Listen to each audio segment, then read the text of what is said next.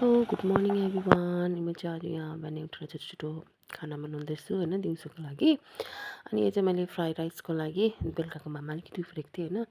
अरू बेला त खाँदैन फ्राई राइस, तर आज निकै बेसी भएकोले गर्दा चाहिँ मैले यहाँ फ्राई राइस बनाउँदैछु मटर र प्याज मात्रै हालेर होइन। अन्त यसलाई मजाले भुटेँ, त्यहाँदेखि साइडमा टमाटर र हरियो खोर्सानीलाई बोइल गरेको थिएँ अचारको लागि। अब यो चाहिँ म अचार बनाउँदैछु भातसँग खानु लागि।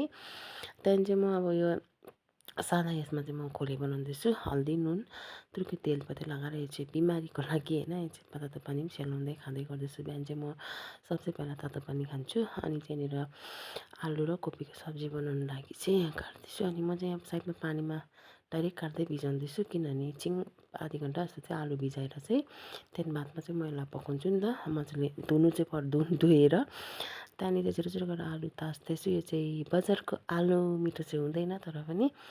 अनि यहाँ कोपी मटर मिक्स गरेर अनि यो साइडमा ब्ल्याक टी पनि रेडी भयो। अनि यहाँ म चाहिँ ब्ल्याक टी खाँदै यहाँनिर सब्जी ताछ्दैछु। मटरको चाहिँ म बस्तीको मटर हो नि त यो चाहिँ।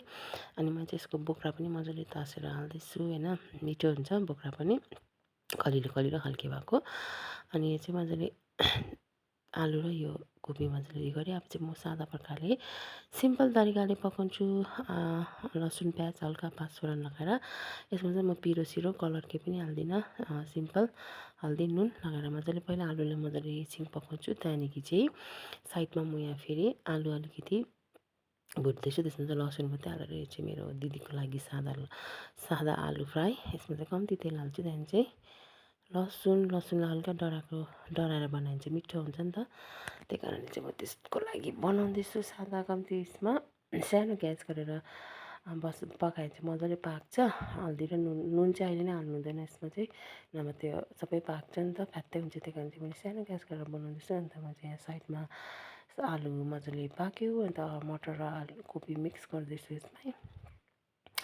सादा बनाएको चाहिँ आज चाहिँ मैले सबै पिरो सिरो हालिनँ, किनकि अचार बनाएको छु नि त अघि बिहानै। त्यही भएर अब यो चाहिँ आलु मजाले पाकिसक्यो भने चाहिँ फेरि म यही आलुको कराहीमा चाहिँ म हिजो मैले बनाएको महीको सोल्जर बनाउनु आँटेको छु। कोही कोही बेला मिठो हुन्छ त्यो चाहिँ, मिठो गुलिएछ नि त त्यो सोल्जर चाहिँ, त्यही भएर। अन्त सब्जी पाक्नु अन्त चाहिँ माथिबाट टमाटर एड गर्दै हल्का गरम पानी, अन्त सानो ग्यास गरेर बसाइदिएको छु। अब यो खाली गरेर चाहिँ म यसमा चाहिँ सोल्जर बनाउँछु। यसमा पनि अघिकै लसुन प्याज मात्रै हाल्छु। यसमा चाहिँ हल्का कलर हाल्छु, कि कलर मतलब चिल्ली पाउडर हाल्छु। पिरो नै अलिकति हुन्छ नि त, त्यो वाइट नभए सेतो देख्छ नि, त्यही भएर चाहिँ मैले अलिकति हल्का कलर एड गरेँ यसमा चाहिँ। एकदम मिठो हुन्छ यसरी बनाउँदा चाहिँ। पहिला चाहिँ मलाई यहाँ सोल्जर बनाउँदा चाहिँ उमाल्थेँ नि त, उमाल्दाखेरि चाहिँ छोक्रा पानी हुँदो रहेछ, उमाल्नु चाहिँ हुँदैन रहेछ। यसलाई यत्तिकै राख्यो, त्यहाँदेखि मामसँग तातो तातो मामसँग एकदम टेस्टी। अनि मेरो सँगसँगै कोपी र आलुको सब्जी पनि रेडी भयो। यसमा चाहिँ म हल्का आलु दलिदिँदैछु। सिम्पल खाना आजको। अनि चाहिँ म खानासाना खाएर एकछिन नानीको स्कुल गएको थिएँ, दिदीको नानीको।